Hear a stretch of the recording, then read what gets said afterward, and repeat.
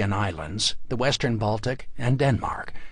They were drawn both by the lure of wealth and now, for the first time, the possibility of acquiring land. Ivar seems to have intended to settle on English soil and to rule as a major king to rival the warlords in Scandinavia. His colleague, Olaf the White, would most likely return to Dublin once the fighting was done. In fact, Olaf quickly broke off from the main army and confined himself to the western Scottish and Welsh coasts, territory which could be safely controlled from Ireland. Ivar's plan was to pick off the Anglo-Saxon kingdoms one by one. His first order of business was to gather supplies for the coming campaigning season. In its entry for the year 865, the Anglo-Saxon Chronicle compactly describes his success in intimidating the locals into giving him what he needed. A great heathen army came into England and took up winter quarters in East Anglia, and there were supplied with horses, and the East Angles made peace with them. The Vikings stayed in East Anglia well into the next year, systematically stripping the surrounding countryside of its food. When the autumn harvest approached, Ivar commandeered it. Then finally, after accepting yet another round of bribes, ordered his men to ride north along an old Roman road. Intriguingly, considering the legends about how Ivar's father had met his end, the Vikings' target was the kingdom of Northumbria. The Northumbrians had recently driven out their king and replaced him with a tyrant named Eola, the man who had allegedly killed Ragnar Lothbrok. Now Ragnar's sons had come for a reckoning. Ivar, however, wouldn't have needed to march north out of filial loyalty. The Vikings were well acquainted with the northernmost kingdom. Its main city of York, positioned on a tributary of the Humber, led directly to the North Sea, and had been a site of trade between England and the rest of Europe since ancient times. Over the years, an international merchant community plying wine and other perishable commodities had grown up in the city, and by the mid-9th century, it probably had its share of Scandinavians who had arrived as merchants, since the city was too well fortified to be taken by the usual small Viking party. Capturing the city had clear benefits. Surrounded by rich farmlands, and located halfway between Dublin and the coastline of northwest Europe, it was also connected to ports on the west coast by the well-maintained Roman roads. If the Vikings took York, they would have access to multiple trading centers and be able to avoid the treacherous 600-mile sea route around the north of Scotland. The great heathen army arrived before York's walls on All Saints' Day, November 1st, 866. Deciding that discretion was the better part of valor, Eola fled, withdrawing to the territory of his ousted predecessor so the two could pool their resources. Unfortunately for York, it took more than 4.5 months for the joint army to reach the city, and by that time the Vikings had firmly dug in. It was at York that Ivar the Boneless first showed his cunning. Instead of marching out to meet the two kings, he lured them into the city by purposely neglecting a section of the walls. The Anglo-Saxon army poured in, only to find a labyrinth of carefully prepared traps and confusing dead ends. In the street fighting that followed, the English were wiped out, and both kings were killed. What was left of the royal court fled north to Scotland. If Eola really did kill Ragnar, then Ivar must have relished the opportunity for revenge. The Anglo-Saxon Chronicle merely states that the kings of Northumbria were slain, but the Norse sagas recount a more grisly end. Eola was captured alive and brought before Ivar, who ordered that he be subjected to the dreaded blood eagle as a sacrifice to Odin. The king was stripped to the waist and tied down to the ground. A Viking warrior hacked at his ribs, breaking them and cutting a deep incision down either side of the spine. The lungs were then pulled out through the wounds and allowed to quiver like a pair of blood-stained wings until the writhing king expired. The stories tend to get more lurid with each telling. The latest version had Ivar pouring salt in Eola's wounds. But Northumbria certainly suffered the most of any English kingdom under Viking domination. Ivar clearly saw it as a launching pad for a systematic destruction of the other three kingdoms. To lessen native resistance and free his army up for a sustained push south, he installed an Englishman named Egbert on the throne. Although he had the title of king, Egbert was nothing more than a glorified tax collector for the Vikings. Those who refused to voluntarily contribute to their coffers simply had their land and money seized. With the north more or less pacified, the Vikings turned on the neighboring kingdom of Mercia. The city of Nottingham fell with barely a struggle, and, as he had done at York, Ivar began to fortify the walls in order to use the city as a base. As a measure of his confidence, the Vikings spent that winter in the camp away from their ships. When news of the invasion reached the Mercian king, Burgred, he wisely asked the King of Wessex, Athelred, for help. The two kingdoms were used to working together. Their military alliance had been sealed 14 years before, when Burgred had married Athelred's sister and had given a Mercian wife to Athelred's brother, Alfred. When the appeal for aid came, both brothers responded, leading Wessex's large army to assist Mercia. The next spring, the royal partners marched immediately to Nottingham and attempted to take it by storm. This was the Anglo-Saxons' best opportunity to defeat the Vikings. The English army was considerably larger than Ivar's force and were fighting to defend their homes. The Vikings, on the other hand, were looking for plunder and intended to survive to enjoy it. At the first sign that they might lose the battle, they would run, not make some noble last stand. Even better, from the English perspective, Ivar had foolishly left his ships and was now cut off from reinforcements or communication with other war bands. Without the ability to replenish his forces, each Viking casualty would seriously degrade his ability to continue. Ivar was now presented with a difficult choice. If he attacked, the risks were obvious. Although his outnumbered troops were undoubtedly of higher quality than the English, even the best-case scenario involved heavy casualties. If, on the other hand, he stayed behind his walls, he flirted with starvation and disease. The issue of supplies is the unappreciated linchpin of any campaign. As Napoleon said, an army travels on its stomach.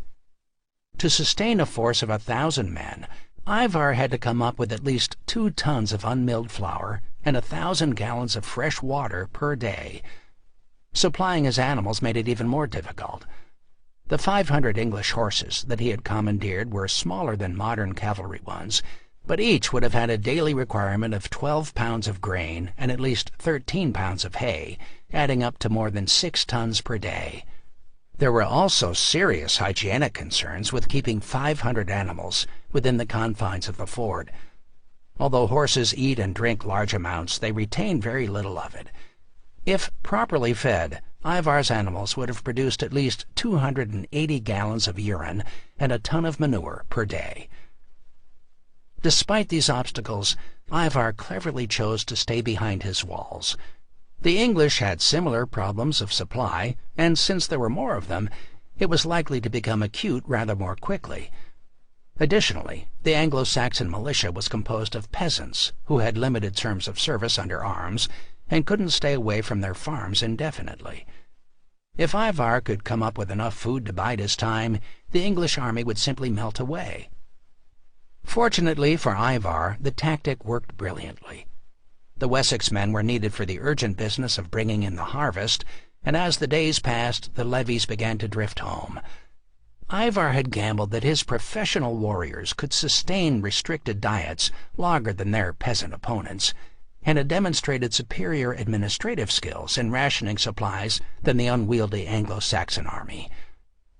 The Mercian part of the army grimly hung on, but it suffered from desertions, and morale was low. When it had been softened up enough, Ivar proposed a truce. The terms aren't known, but the Vikings withdrew to York, probably with a payment and some sort of acknowledgement of Burgred's client status. Ivar seems to have had pressing business in Dublin, because he left the army under his younger brother Ubba's command and crossed the Irish Sea. Without him, the great heathen army confined itself to securing its grip on Northumbria. A year of relative peace followed, allowing the fleeting belief that some sort of stability had been achieved. One English kingdom had been conquered and another maimed, but perhaps the Viking assault had been checked. In 869, however, Ivar slipped back into England and rejoined the army with fresh plans.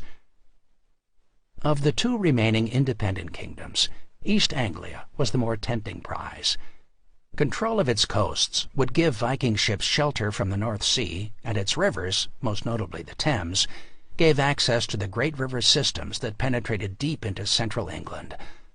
Ivar opened the campaign by splitting his forces in two.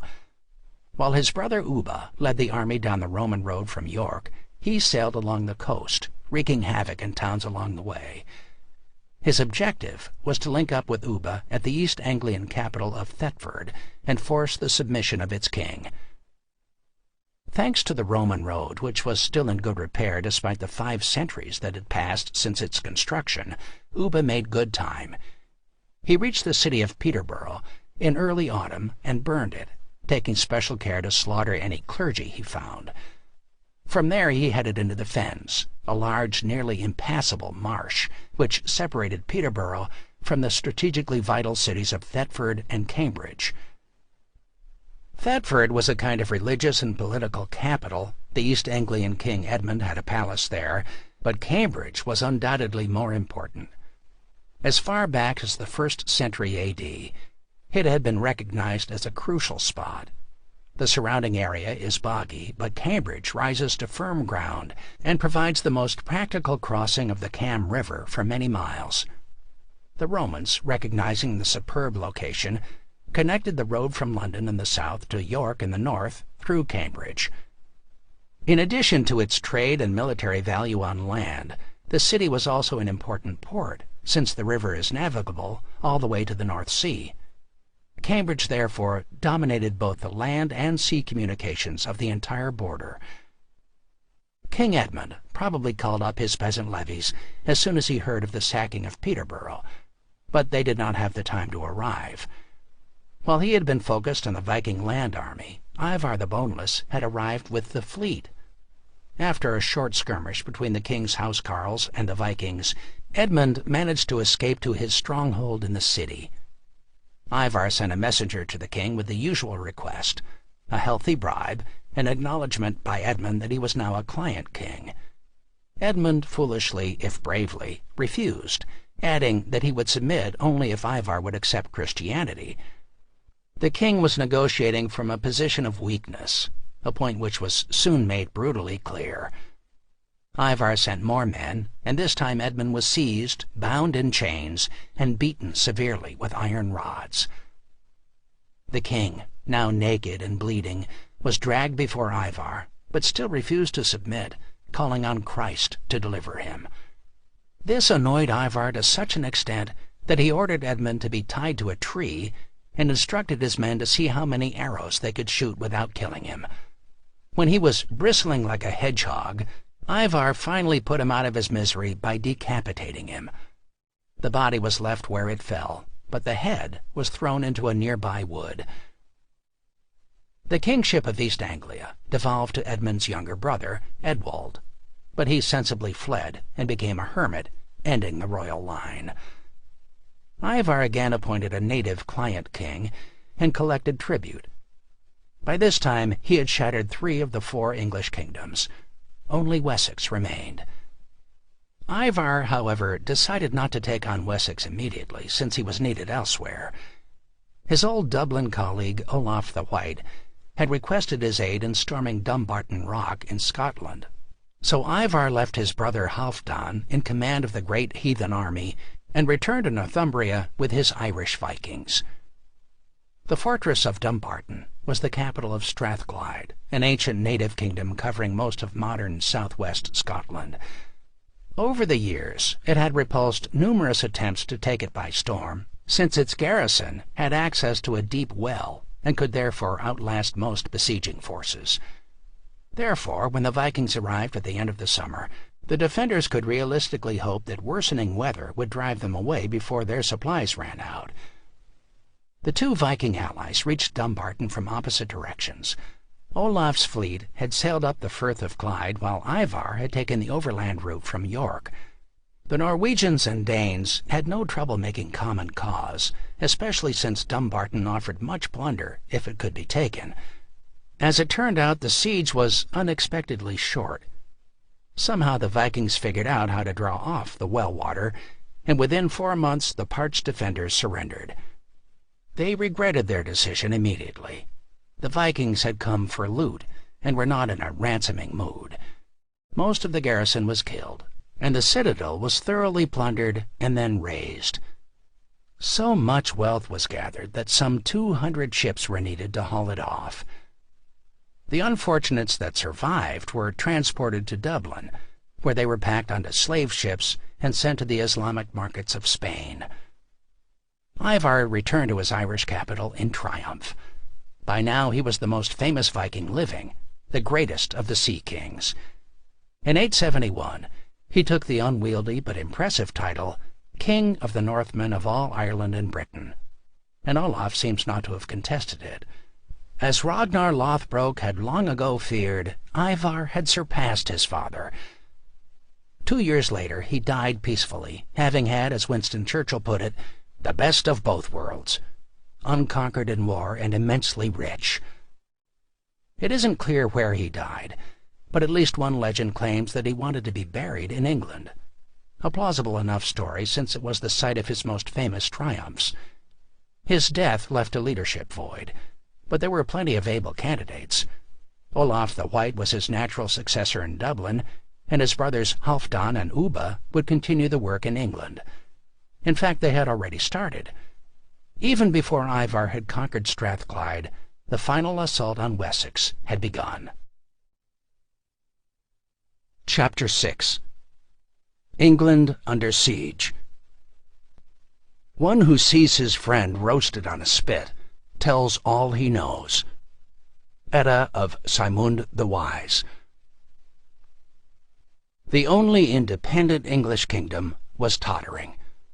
King Ethelwulf of Wessex, an unambitious and unimpressive ruler, had died in 858, leaving 4 surviving sons to succeed him. None of them seemed particularly inspiring. The eldest, Ethelbald, married his widowed stepmother to shore up his credentials, but died 2 years later. The crown then passed to the second son, who, after a short rule, had the good fortune to expire the year the great heathen army landed in England. That left the last 2 brothers, Athelred and Alfred, to face the Viking onslaught. They both had experienced Viking opponents firsthand at the Siege of Nottingham 3 years before, and had learned 2 valuable lessons. The first was that peasant armies make reluctant soldiers unless they are defending their own homes. Their unwillingness to stay and fight in Mercia had dictated the retreat more than any command given by King Athelred. The second lesson was one of logistics. Calling up an army was much easier than provisioning it, and neither brother had the administrative experience yet to pull it off. In 871, therefore, news that the great heathen army, under the command of Halfdan Ragnarsson, had crossed into Wessex territory probably sent a ripple of fear through the kingdom. Halfdan had spent the previous winter gathering supplies, probably linking up with other Vikings who had crossed from the continent and were ravaging Kent. In the late autumn, he marched west in search of the royal army of Wessex, probably intending to break its will in a single battle. The 2 brothers dispatched a local fyrd, peasant levy, to occupy them while the entire army was mustered. The English force surprised one of Halfdan's foraging parties near Reading, and after a short skirmish, the Vikings withdrew. The Saxons, believing that they had forced the entire heathen army to retreat, now moved in for the kill. Athelred and young Alfred jointly led the army to Reading, where they found only a light guard outside the walls. Seizing the moment, they attacked. Alfred's biographer, a Welsh monk named Asser, recounted what happened next in his Life of King Alfred. When they had reached the gate of Reading, by hacking and cutting down all the Vikings they had found outside, the Vikings fought no less keenly. Like wolves, they burst out of all the gates and joined battle with all their might. Both sides fought there for a long time and fought fiercely, but alas, the Christians eventually turned their backs, and the Vikings won the victory and were masters of the battlefield. The loss was shattering to morale. Athelred and Alfred only evaded capture by slipping across a little-known ford of the Thames. The English army was scattered. The Vikings, as the fleeing king and his brother could now appreciate, were experts at defending fortified camps. They had demonstrated this at York and Nottingham in opposite ways, and now had used Reading's multiple gates to stage a lightning counterattack. The only silver lining was that the Wessex army had fled rather than be destroyed. Halfdan, who had already spent more than a week at Reading, had to keep moving. He needed to break the Saxon army in order to crush Wessex, and that meant hunting Athelred and Alfred. He also needed to strike quickly while morale was low and before reinforcements could arrive.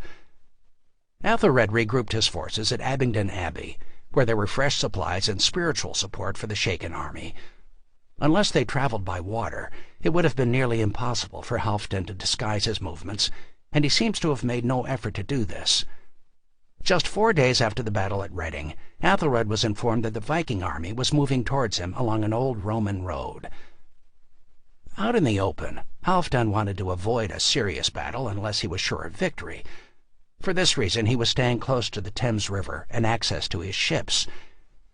The English brothers moved to intercept him, positioning their army at Ashdown, near an old Roman road. The Vikings reached the Saxon lines just before noon. Seeing that his enemy held the high ground, Halfdan split his forces in two and attempted to outflank the English. Alfred, who had been watching for just such a maneuver, asked his brother for permission to split their army in the same way and fall on both halves at once. He appeared to have given quick permission for his brother to act, for Alfred's division immediately threw themselves at the Vikings. The fury of the attack seems to have caught the Vikings completely by surprise. Just 4 days earlier, they had scattered this same army with ease, but now they were being driven steadily back. Motivated by the defense of their own farmlands, the English fought with desperate courage. As the Vikings retreated up a hill, Alfred charged like a young boar after them, shattering the Norse shield wall. The Vikings, now hopelessly disorganized, turned and fled. To the English, it was a miraculous victory of crushing significance. Alfred's biographer gushed that many thousands on the Viking side were slain over the whole broad expanse of Ashdown, scattered everywhere. The Christians followed them until nightfall, cutting them down on all sides. Although the numbers claimed are obvious exaggerations, the list of earls killed illustrates the high casualties of the battle and the bloody hand-to-hand fighting. What Asser fails to mention, however, is that this was true for both sides. It was a victory for the English, but it was a Pyrrhic one, since the Saxon army was also mauled. This high casualty rate was actually a greater problem for the Saxons than for the Vikings, since the royal army was drawn from local forces. Each shire would send its contingent of men, who would in turn be commanded by the local lord, or alderman. However, these subunits were most interested in defending their own territory, and when a shire was overrun, its service was lost to the king. Perhaps a few of the professional soldiers would stay loyal, but most peasants would understandably return home to be with their families. As the Vikings advanced, therefore, the pool of available men kept shrinking. The more victories the Vikings piled up, the less Saxon resistance was possible. From the perspective of manpower, therefore, the victory was almost indistinguishable from a defeat. The local forces had been exhausted and could no longer be counted on in the case of a fresh Viking attack. Halfdan, on the other hand, had no such problems. There was also a continuous stream of raiders arriving from Ireland, France, and Scandinavia to boost Viking numbers. At least military supplies were no longer a problem since the English held the field. This was, as Hannibal had dryly remarked after the Battle of Cannae in 216 BC, almost as good as the victory itself. A harvest of weapons and armor was waiting to be claimed, replenishing items lost or damaged during the struggle. The English would soon have need of their weapons. Halfdan retreated to Reading and built up his strength, unleashing waves of roving war bands to harry the surrounding lands. 2 weeks after Ashdown, one of these groups caught the Saxon army and, in another bruising battle, defeated them. To make matters worse for the English, this was followed by the arrival of a large fleet led by a Viking named Guthrum The new addition nearly doubled the size of the Viking army. The Anglo-Saxon Chronicle calls Guthrum's force the Great Summer Army, and its arrival at Reading solved any manpower issues Halfdan might have had. The two leaders took joint control, and in March of 871 left their base to plunder Wessex. Just before Easter, they met the English army, and this third time proved decisive. The Anglo-Saxon Chronicle reports simply that there was great slaughter on both sides. The Danes had possession of the battlefield. One of the casualties appears to have been King Athelred. He was either mortally wounded during the fighting or was simply worn out by the exertions of his 5-year reign. The crown should have gone to his young son, but with the national emergency, it passed to his 23-year-old brother, Alfred. The new king understood better than most how desperate the situation really was.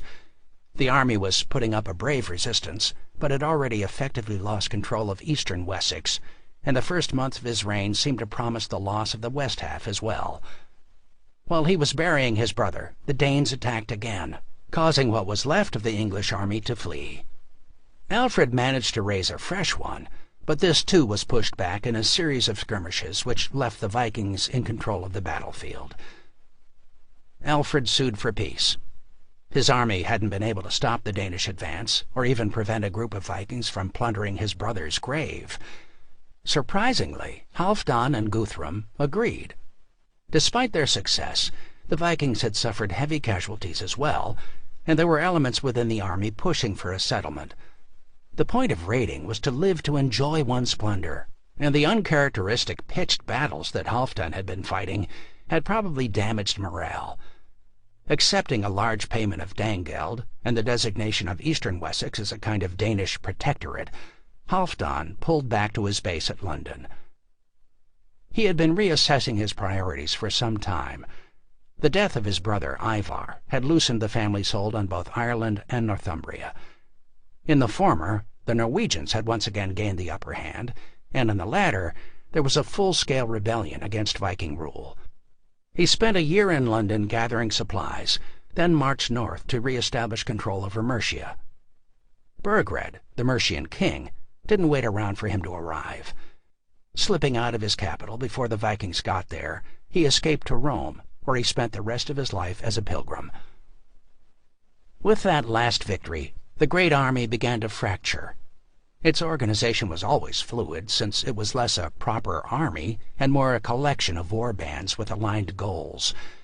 That unity, however, had been fractured by the arrival of Guthrum and the heavy losses in Wessex, and at the conclusion of the Mercian campaign, the army divided in half. The Lothbrok brothers peeled off and headed north, leaving Guthrum to finish off Wessex. Halfdan's portion of the army was probably made up of veterans who had been steadily campaigning for a decade.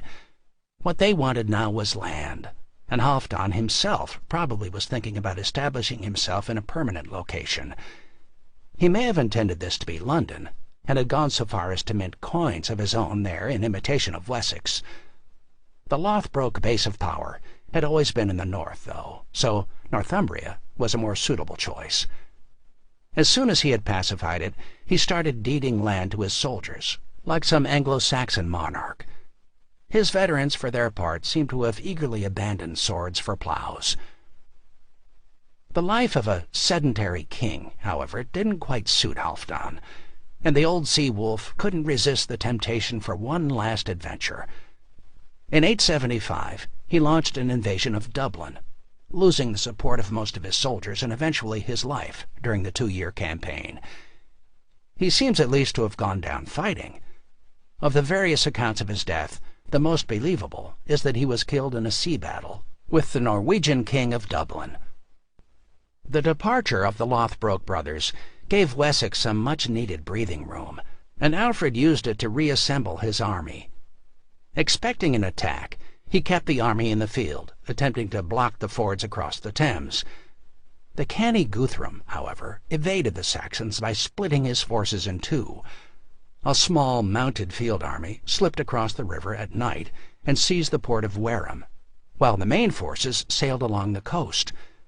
By the time Alfred was aware that Guthrum had left Cambridge, the Vikings were already dug in. The main Viking army had not arrived yet, but experience had taught the Saxon king of the dangers of attacking entrenched Vikings, so he offered to buy them off instead.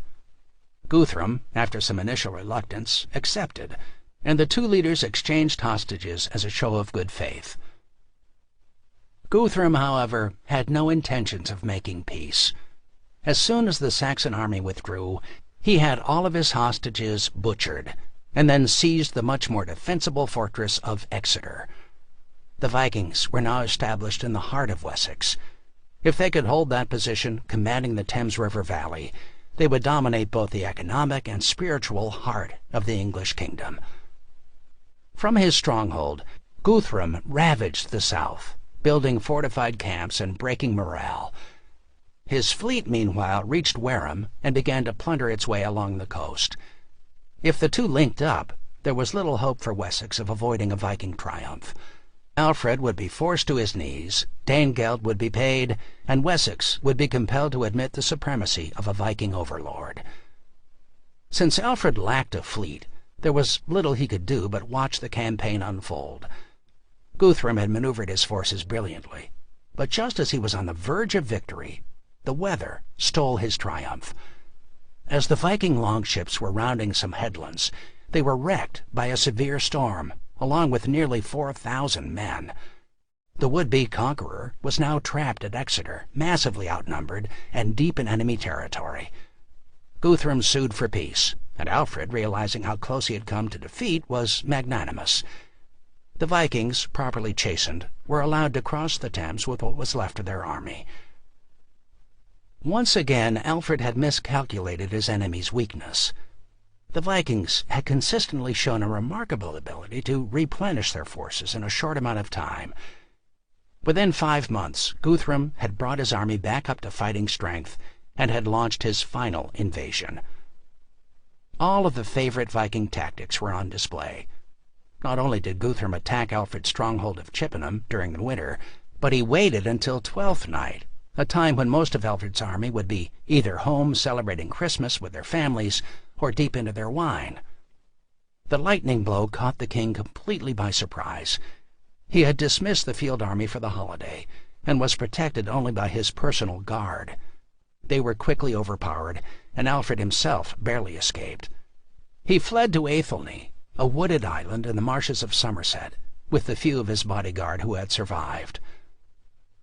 Guthrum had shattered the power of Wessex, bringing almost all of England under Viking domination in the process. It would take some time to mop up the last resistance, but even as the Vikings took command of Chippenham, reinforcements arrived.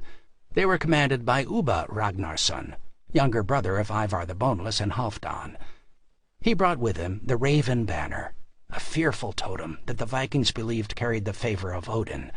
Supposedly woven in a single day by the daughters of Ragnar Lothbrok, it was a triangular canvas with the image of a raven sewn on it. If its wings were seen flapping, victory would soon follow. Of course, Wessex had not admitted defeat, and it still had a surviving king, but that was a mere technicality.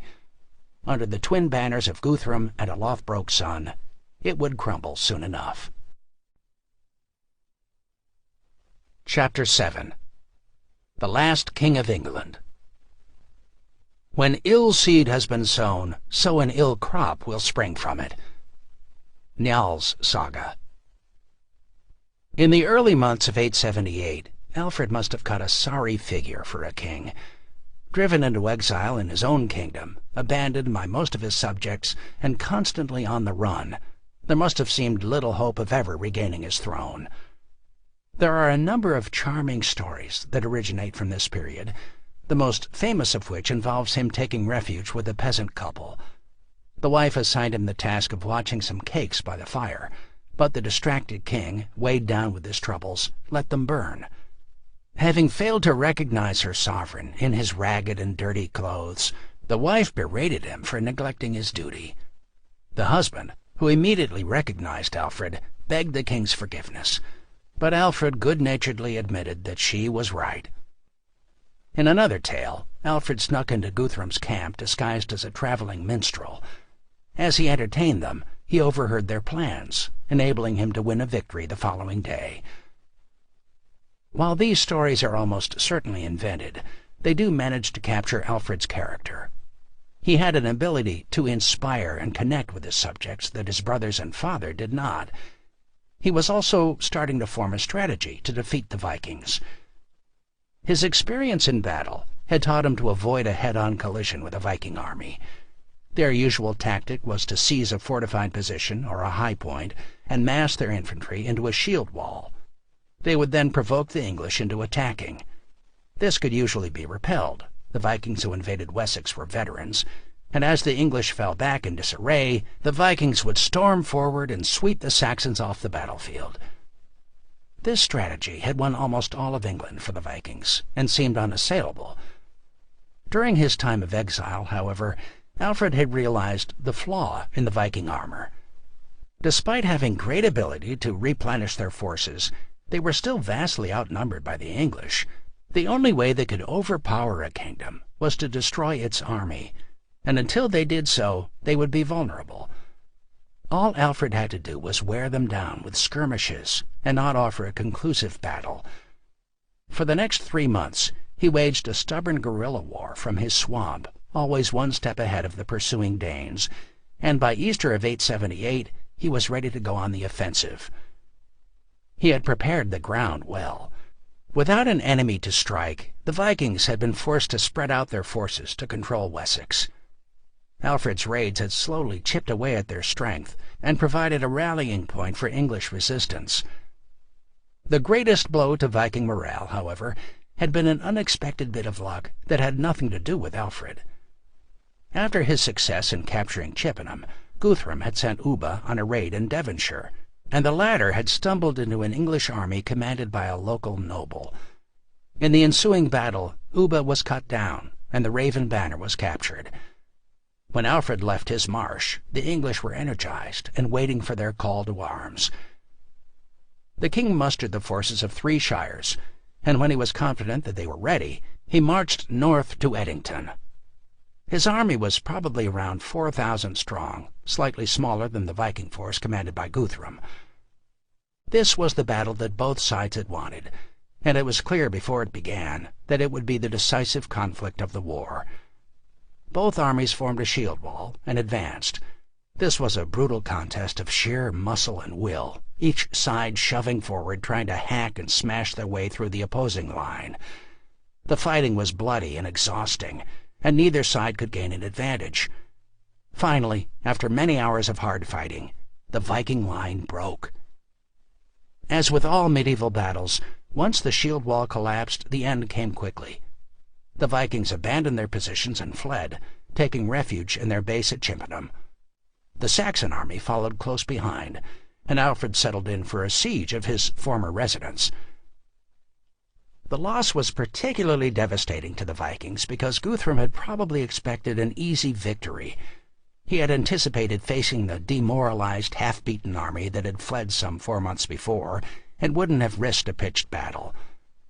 The defeat at Edington, however, was decisive on another level. Not because of the loss of men, Guthrum could always find more, but because of the realization that Alfred was not going away. There were some veterans in the Viking army that had arrived with Ivar the Boneless a dozen years before. They, like most of the Vikings, had not come just for plunder, but for land. Wessex might eventually fall to them, but it would take years of bloody struggle, with every inch contested. There were easier pickings across the Channel and to the north. Wessex may simply not have been worth it. If he needed convincing, it took only 3 weeks for Guthrum's army to persuade him to come to an agreement with Alfred. The terms were generous and reflected a desire by both parties to ensure a lasting peace. Alfred agreed to pay Danegeld and to respect the Viking conquest of the other 3 English kingdoms. Guthrum, for his part, had to withdraw from the Saxon land, accept Christianity, and acknowledge that Wessex was an independent kingdom. Several weeks later, Guthrum and 30 of his most distinguished men arrived at Alfred's marshy stronghold in Athelney and was baptized. Alfred stood in as his godfather and christened him Athelstan in memory of his eldest brother. The newly minted Christian monarch then agreed to a permanent division of territory. Wessex and the western portion of Mercia would belong to Alfred, while eastern Mercia and East Anglia would belong to the Vikings. Wessex would be governed by English law and custom, while the Vikings would abide by Danish custom. Guthrum's portion, known hereafter as the Danelaw, maintained its identity until the end of the 12th century. What was left of the great heathen army, somewhat less heathen by this point, settled in Mercia, or left to raid the continent. Guthrum appears to have lived out the remaining years of his life in peace, dying in East Anglia in 890. The victory over his great antagonist would have been enough for most men, but Alfred was playing a long game, and knew that peace with one Viking commander, no matter how important, did not mean the end of Viking raids. He had to place the kingdom on a firmer foundation to enable it to fend off the next attack when it inevitably came. Wessex must be turned into a fortress that could withstand another great heathen army. The Vikings' mobility had been the key to their success, so Alfred took it away. Towns, bridges, and roads were fortified, and strongholds were built throughout Wessex to deny roving bands any sanctuary. Within 15 years, the kingdom was bristling with fortresses, allowing the English to strike at any future raid from numerous points. Next, Alfred reorganized the army, training a professional permanent force supported by taxes to replace the unreliable peasant levies. He even attempted to challenge the Viking monopoly of sea power by beginning work on a fleet, although the results proved disappointing. To stabilize things internally, he also reformed the currency. At his coronation, English coins had very little silver in them and were nearly worthless. Somehow, he was able to increase the silver content, whether by using treasure confiscated from the Vikings, opening some old Roman mines, or discovering some buried loot. He never explained how, and historians have been wondering about it ever since. Within a decade, Alfred was secure enough to start expanding his territory. He drove the Vikings out of London and signed a final treaty with Guthrum, renegotiating his exact border with the Danelaw. It wasn't just the reorganization that had strengthened Alfred's army. The king had realized that a literate force, or at least an officer corps who could read, would give him an advantage. He couldn't be everywhere at once, so it was vital that he could communicate exact and detailed plans to his underlings. With that in mind, he issued a command that all commanders should be able to read and write, or else surrender their offices of worldly power. This directive was profoundly shocking to a warrior culture that was almost completely illiterate, and Alfred had to modify it so that his sheriffs could appoint a literate deputy to read for them. But he remained adamant that schooling should increase in Wessex. Although he had received no education, he was very conscious of what he'd missed, and understood that exposing himself to minds more vast and subtle than his own was an enriching experience. With that in mind, he composed a list of books that every educated man should know, and, at least according to legend, personally translated some of them from Latin into the vernacular. A particular favorite was Boethius' The Consolation of Philosophy, from which he chose his own epitaph. I desired to live worthily as long as I lived, and to leave after my life to the men who should come after me the memory of me in good works. The revival of learning that Alfred championed was accompanied by a spiritual revival, since churches and monasteries were the vehicle of education. Religious foundations were rebuilt and re-endowed, and monks began copying manuscripts again. The law code was rewritten, and trade began slowly to pick up. Unfortunately, all of this made Wessex a target for more raids, and in 892 Alfred's reforms were tested by another invasion. The Viking army, led yet again by a son of Ragnar Lothbrok, arrived in 2 waves and struck from different directions. They had brought their women and children with them, obviously expecting to settle permanently in Wessex. Neither group, however, had much success in establishing themselves. After several months, Alfred confronted the smaller of the 2 groups and managed to buy them off, while his son Edward ran down the larger one near Essex. 2 years later, the Danes tried again, but this time were spotted by Alfred's coastal guard sailing down the Thames. his army was able to blockade them and burn the ships while they were beached. Alfred died in October of 899, aged 50, a ripe old age for the time, having accomplished the impossible. He had checked the irresistible Viking tide and prevented England from becoming a Viking colony. By simply surviving, he had taken a huge step toward the creation of a single English state. Thanks to the Vikings, he was the only remaining native king, a fact which ensured that the eventual unification of the country would occur under the Crown of Wessex. Along the way, he had revived literacy, reorganized the economy, and created a stable base for the future kingdom. Without him, Anglo-Saxon civilization may very well have been extinguished. The achievement has led to an unparalleled reputation, which remains intact today. Alfred was hailed as the Solomon of England, Alfred the Wise, and most commonly, Alfred the Great. We need not necessarily agree with the historian Edward Freeman, who, in a gush of patriotism, called Alfred the most perfect character in history, but he certainly earned his epithet of great. The inscription under his statue at his birthplace of Wantage in the modern British county of Berkshire, erected in 1877 by Victorian admirers, provides a fitting epitaph. Alfred found learning dead, and he restored it. Education neglected, and he revived it. The laws powerless, and he gave them force. The church debased, and he raised it. The land ravaged by a fearful enemy, from which he delivered it. Alfred's name will live as long as mankind shall respect the past. Chapter 8. A Viking Kingdom in the Irish Sea. The overpraised are the worst deceivers. The Saga of Grettir the Strong. Perhaps the greatest tribute to Alfred's success was that the Danelaw never became a kingdom of its own. At the time of his death, it accounted for roughly half the land area of the modern Kingdom of England. Its main city was York, a city which owed its location and much of its existence to the Vikings.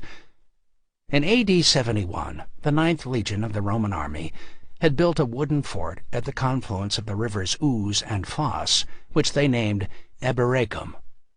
The Anglo-Saxons, however, had moved the settlement inland and renamed it Eoforwic, or Wild Boar Town. It remained a smaller royal center until the Viking conquest, when its new masters moved it back to the bank of the rivers, transforming it into a major port city. Their name of Yarvik, or York, stuck, and by the 11th century it had grown to around 10,000 people, representing perhaps a sixth of the existing population of the Danelaw. Under the Vikings, York flourished. It was at the western end of the great northern trade arc that they had been developing, and was a major center for the export of food and metals to markets from Ireland to Russia. In the other direction came aromatics, glassware, silks, and silver, along with other refined products from eastern markets. The lure of English wealth, glittering just over the Irish Sea, was irresistible to the Vikings of Ireland, and they kept returning to it like moths to a flame. But the repeated attempts to seize its riches, especially the great invasion of England, nearly proved the undoing of Viking settlements in Ireland. The Gaelic Vikings had been facing a serious manpower shortage since 870, when the discovery of Iceland had diverted immigrants to the north, and they could ill afford to lose men in fruitless adventures in England. The drain of available forces left them exposed, and in 902 a High King had managed to drive them out of Dublin itself. The Irish victory proved fleeting, however. In 914, a grandson of Ivar the Boneless named Sitric One-Eyed sailed into Dublin's harbour and crushed the High King's army. With that triumph, the Irish fell back, allowing the Vikings to reoccupy their old settlements. Sitric One-Eyed, who was pragmatic to the point of ruthlessness, made the strategic decision not to spend his efforts conquering Ireland. Instead, he wanted to capture the lucrative northern trading routes by linking Dublin with York. His ambition was to rule a kingdom made up of bits of the coasts of Ireland, England, Scotland, and Wales. This dream was born of a typically Viking outlook. They saw the world in terms of the sea, not land masses, and it made perfect sense to connect the major crossing points. Dublin was cut off from the interior of Ireland by bogs and forests, while northern Britain was divided by the Pennine Mountains. By sea, however, which the Vikings could cross easily and quickly, these areas could be knit together into a single kingdom straddling the Irish Sea. The only serious resistance he faced was from the Irish. In 918, a coalition of petty kings tried to drive him out of Dublin, but were heavily beaten. The next year they tried again, with even worse results. In what was probably the most catastrophic defeat ever inflicted on the Irish by the Vikings, Sitric One-Eyed crushed the army, killing several kings. The victory ensured that Dublin would remain Viking, and reinforced the dominant Viking position in Ireland. With his flank secured, Sitric One-Eyed left Dublin in the hands of his cousin and sailed across the Irish Sea to claim York as well. The family of Ivar the Boneless had always thought of York as their patrimony, and the feeling seems to have been reciprocated. He was accepted as king, and spent the next 6 years methodically expanding the size and influence of Viking Northumbria. By 926, it looked as if Sitric's dream had become a reality. Dublin and York were the twin centers of an unlikely realm spanning the Irish Sea. He had even made enough of a nuisance of himself that the English king, Athelstan, had bought him off by giving him a royal bride, the king's own sister. The following year, however, Sitric One-Eyed died, and his Hiberno-English realm collapsed. The next 2 decades saw York ruled by a succession of Viking kings, each trying to fend off Athelstan and put Sitric's possessions back together. His son, Olaf Sigtryggsson, became the closest, conquering York in 941 and leading an ambitious invasion to bring the entire Danelaw under his control. If he could convince the Danish population of the north to make common cause with him, England would be divided between rival kingdoms. It appeared at first as if the English nightmare would become a reality. When confronted with the Hiberno-Norse army, the people of Northumbria pledged their loyalty to Olaf. When Edmund arrived, however, they switched their loyalties again, and Olaf was forced to withdraw. The English pursued them all the way to York, where Olaf admitted defeat and came to terms. He accepted the English as his overlords and was baptized, with King Edmund standing in as his godfather. Olaf would probably have tried again, but in 944 he was expelled by the people of York and forced to flee to Dublin. Bad news continued to plague him, as that year Dublin was sacked by the Irish High King, and Olaf only just managed to maintain control. With Dublin badly weakened, the Viking grip on York waned, and the English seized control of the city. As the Vikings of Ireland entered a period of relative weakness, other Viking adventurers began to cast interested eyes on York. The most ambitious of these was Eric Bloodaxe of Norway. He was one of at least 20 sons of the first Norwegian king, Harald Fairhair, and according to later accounts, showed tremendous potential as a Viking from an early age.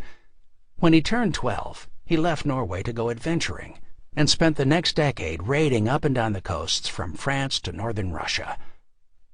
These exploits won him the affection of his father, who made it known that he wanted Eric to succeed him. That didn't set well with Eric's older half-brothers, but when 2 of them protested, Eric resolved the issue by murdering them with an axe. 2 other siblings marshaled armies to depose Eric, but he brutally suppressed them as well, and they met the same fate. Eric, now called Bloodaxe for his method of fratricide, was accepted as King of Norway. Unsurprisingly, he was unable to keep the throne for long. The brutality he had shown in cutting his way to the crown was a prelude to how he would rule, and the increasingly despotic reign lost the support of both commoners and nobles, or jarls. After only a brief time on the throne, Eric was run out of Norway by his youngest brother, Håkon the Good. Eric seems to have resorted to what he was best at, raiding, and while pillaging in the north learned that York had expelled its king. Using the dissatisfaction with English rule, which had already alienated the Danish population, he managed to get himself crowned King of York. He quickly found himself between a rock and a hard place. The new English king, a capable warrior named Edred, had no intention of letting another Viking establish himself in York and induced the Scots to raid Northumbria. At the same time, the English sovereign moved north, promising the inhabitants of Northumbria severe punishment if they didn't expel Eric. Once again, the Danish population refused to rally around a Scandinavian monarch, and Eric was run out of England. That cleared the way for Olaf Sitricsson to return from Dublin, but he quickly squandered any goodwill and was driven back to Ireland by his own subjects after only 3 years. By that time, it was clear that the constant changing of power had eroded whatever support there was in the north for Viking rule and doomed Sitric's old dream of a united York and Dublin. The Danes of Yorkshire may have still gone by Viking names and abided by Viking law, but they no longer considered themselves Vikings. For the most part, they had accepted Christianity and developed a settled, landed class. They no longer viewed the adventurers from Norway or Ireland as kinsmen, seeing them instead as disruptive forces, if not outright enemies. They preferred the stable Christian kings of Wessex to the violent sea kings of the north, and that realization marked the first real assimilation of the Danelaw into the Kingdom of England. The failure of a Scandinavian kingdom to take root was by no means inevitable. The first generation of Vikings may have been too restless to be good administrators, but their successors undoubtedly would have learned. Both Ivar the Boneless and Guthrum had given land to their veterans and styled themselves as Anglo-Saxon kings. Over time, the Viking population adopted the religion, fashions, and even the farming techniques of the English, a process which should have resulted in a strong Viking state in the north, similar to that which developed in Normandy. It didn't, only because Alfred and his 2 successors were shrewd enough to allow the Vikings of the Danelaw to maintain their traditions while building up a strong, centralized English state. In the end, the fading Norse language and cuisine wasn't enough to maintain a Scandinavian identity. Once the population of the Danelaw realized that they had more in common with their neighbors to the south than with the immigrants from the north, it was only a matter of time before the region was swallowed up by the English king. Viking York still had one gasp of life left in it. In 952, Eric Bloodaxe stormed back into England at the head of a small Viking army. He smashed a combined Scottish and Welsh army and was accepted as king in York. A man with the nickname Bloodaxe, however, was hardly the one to win over a population that was disillusioned with Viking rule. After 2 years of Eric's increasingly harsh reign, he was thrown out by the people of York and assassinated while trying to recruit another army. York was absorbed permanently into the English kingdom and never again had a Viking king. Chapter 9. The Battle of Cantarf. Many have been brought to death by overconfidence. The Saga of Grettir the Strong. Across the Irish Sea, the Kingdom of Dublin was also faltering. In some ways, the repeated attempts to conquer and hold on to York had drained Viking Ireland of its energy. The potential conquest of Ireland had been sacrificed for the mirage of a watery empire, and now Dublin would pay the price. After he had been driven from York, Olaf Sitricsson tried to expand his power in Ireland, but ran into serious resistance from the growing strength of the High King Mal Shefnil MacDonald of Meath, an area directly west of Dublin. In 980, Olaf, by now in his late 60s, decided to put an end to the threat by recruiting Vikings from the Scottish coast and the Hebrides to help him cow the Irish into submission. The 2 armies met near the hill of Tara, traditional seat of the High King. The battle resulted in the worst Viking defeat ever suffered in Ireland, and effectively ended Dublin's role as a dominant power on the island. Olaf's oldest son and successor was killed, and the Viking army disintegrated. The victorious Irish occupied Dublin and forced its citizens to pay a heavy tribute. Olaf either abdicated or was forcibly removed from power and, in a moment rich in irony, joined the monastery of Iona, where he lived out the remainder of his life as a simple monk. From that point on, the Vikings in Ireland were a subordinate power, used as allies by feuding kings, but no longer a credible threat to the native Irish. King Mal was the big winner in the long struggle with the Vikings. Meath emerged as the dominant kingdom and established a virtual lock on the office of High King. Meath's only real competition came from Munster, an area in the remote southwest, whose ambitious king, Brian Boru, had won a reputation by clearing the Vikings out of Western Ireland. Brian was a parvenu, a second-rate minor lord from a backwater kingdom, but he had already shown something approaching brilliance for the equally bruising worlds of politics and war. The youngest of 12 sons, Brian had survived a Viking attack in his youth and had been educated in a monastery in Munster where he learned to play the harp. After his death, the instrument was adopted as a symbol of Ireland in his honor. He became proficient in several languages, including both Latin and Greek. His study of the life of Julius Caesar, in particular, stayed with him, as he was struck by the great general's ability to keep his enemies off balance, as well as his habit of memorizing battle plans to prevent them from being intercepted. When he inherited the kingship of Munster, he put this into action by using the Vikings' tactics against them. He sent his armies on lightning raids into the interior, often using captured Viking ships to lead the way. With this unorthodox combination of naval and land attacks, he steadily imposed his authority throughout the southwest. Recognition of this remarkable achievement came in 997, when he forced Niles Saga, the reigning High King, to share power with him. Niles would retain the title of High King, but Brian would independently control the south.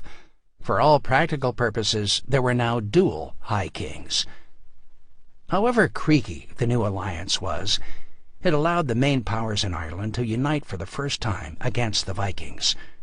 This was put to a serious test in 999, when Sihtric Silkbeard, the last great Viking figure of Irish history, joined the men of Leinster in a revolt against Brian.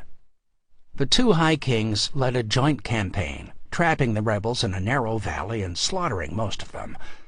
Dublin was occupied again, and Sihtric only kept his throne by swearing fealty to Brian. The victory strained the alliance almost more than a defeat. It was galling enough for Niles to share power with a jumped-up nobody, but the next year Brian inflicted a worse humiliation by claiming the High Kingship for himself, thereby demoting Niles. This set in motion a series of intrigues, convoluted even for Irish history, to bring down the meteoric Brian Boru. The plan was hatched in Dublin by Sihtric Silkbeard and aided in secret by Niles Saga, who was still smarting from his demotion from High King. They were joined in 1005 by other Irish warlords who were alarmed by Brian's naked ambition. In that year, Boru had taken a pilgrimage to the tomb of St. Patrick at Armagh and left 20 ounces of gold on the altar.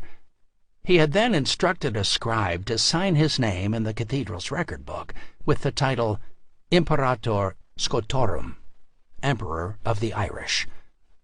His grand vision, he now revealed, was to hammer together the divided tribes into a single nation ruled over by a single king.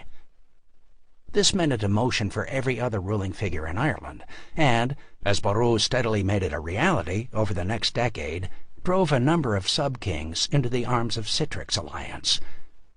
By 1014, Sihtric felt strong enough to openly defy the High King. To bolster the rebel forces, he called in Viking allies from the Isle of Man, led by their Earl Brodir, mercenaries from Iceland, and even the famed adventurer Sigurd the Stout of Orkney, who brought with him a dreaded raven banner of Odin. This grand alliance of rebels, however, never really got off the ground. The size of the army that Brian Boru mustered unnerved Sihtric, and he quietly withdrew from his own rebellion. His counterpart, Niles, came to the same conclusion and decided to remain on the sidelines and throw in his forces with whatever side seemed to be winning. Even without the two protagonists that had initiated the revolt, the remaining allies decided to go ahead with the rebellion. As planned, the army assembled in Dublin, which proved somewhat awkward for Sihtric since he was now attempting to play the part of loyal vassal of Brian. The two sides met on the morning of April 23, 1014, on the plain of Cantarf, just west of Dublin. The Battle of Cantarf, fought portentously on Good Friday, has been hailed as the most significant event in Irish history. It is traditionally said to be the defining moment in 2 centuries of resistance to Viking invasion, the great victory of Christian Ireland over the pagan Viking horde. Brian Boru, the great secular figure of Irish history, is celebrated as the man who united the country, drove out the northern invaders, and secured Irish independence. The reality, however, is a bit more complicated.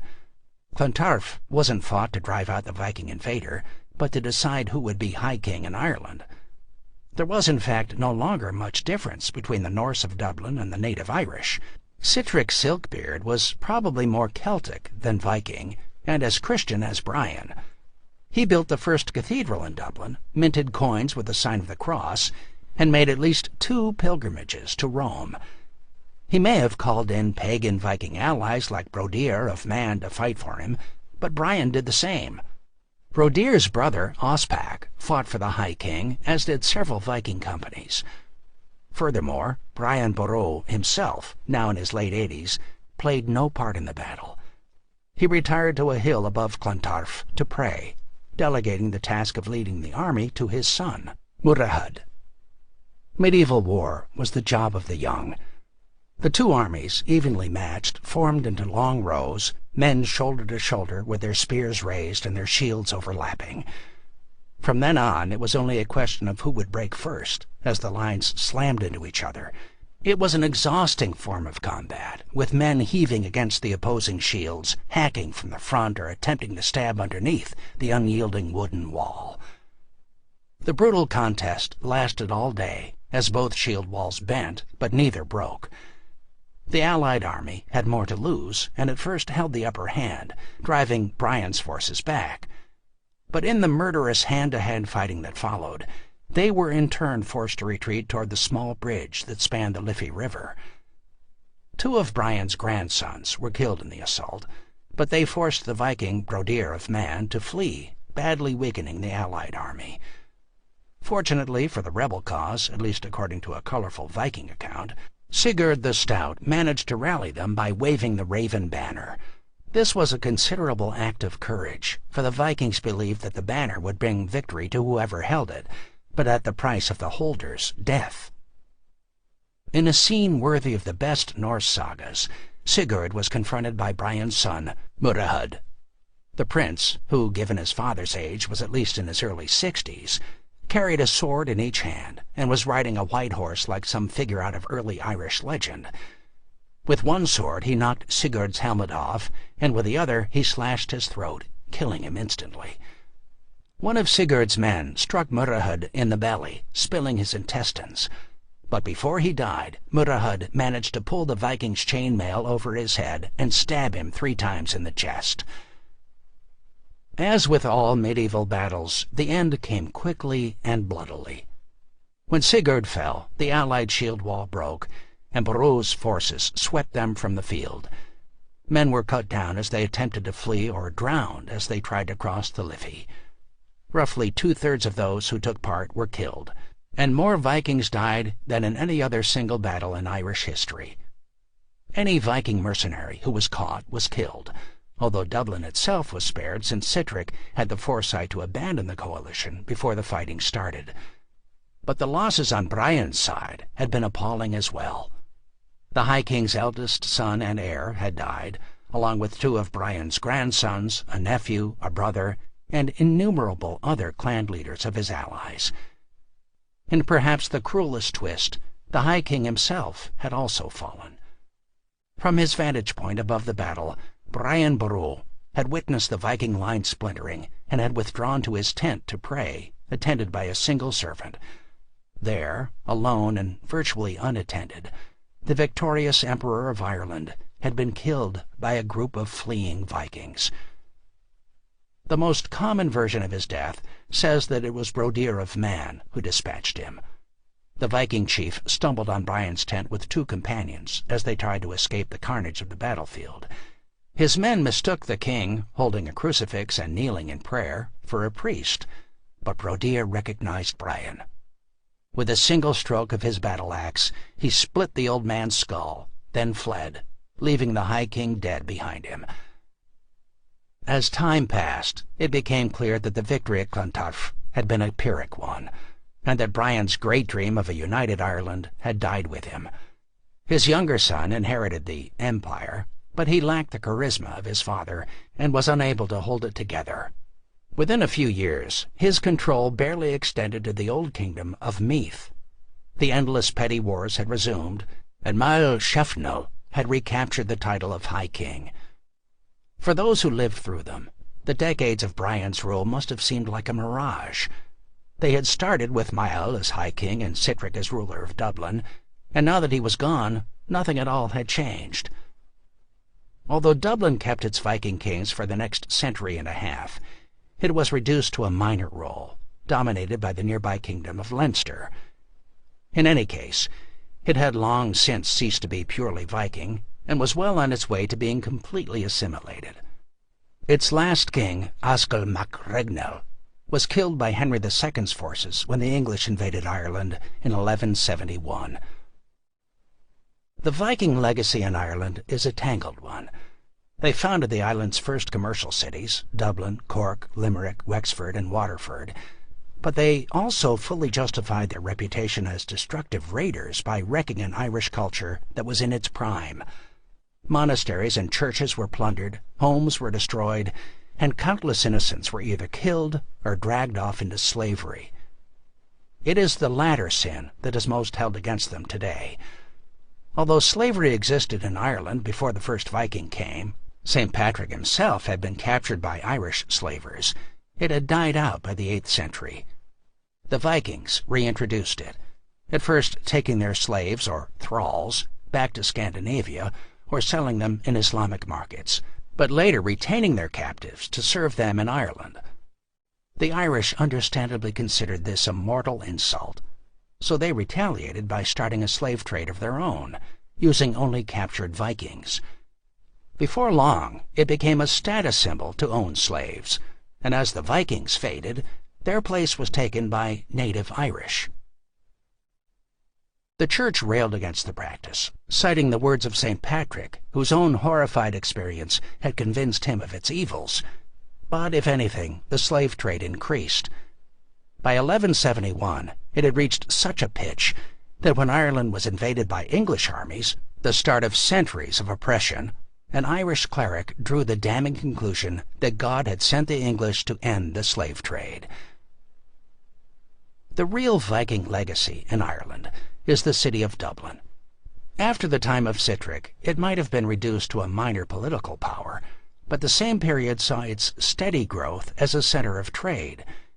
It was especially well known for its luxury goods, and became an international hub of gold, silver, weapons, silks, and horses. It was the Vikings of Dublin who introduced the first coinage to Ireland, and gave the island its first distinct class of merchant traders. Thanks to the Vikings, Dublin became one of the most profitable ports in Europe, with access to the great trading routes of the Viking world. That it did not also become the capital of a Viking kingdom was because Viking society was as tribal as the Irish. One of the chief traits of the Vikings was their adaptability, both in battle and in the areas they settled. They would generally try to build on the existing political order, modeling their realm on whatever had come before. In England, they had found a tradition of strong centralized government, but Alfred and his son and grandson had been too strong to allow a Viking kingdom to take root. In Ireland, they faced the opposite problem. There were only embryonic communities and petty kings, so Dublin became another petty player on the eternally shifting ground of Irish politics. But if England was too strong and Ireland was too chaotic to found a lasting state, France proved just right.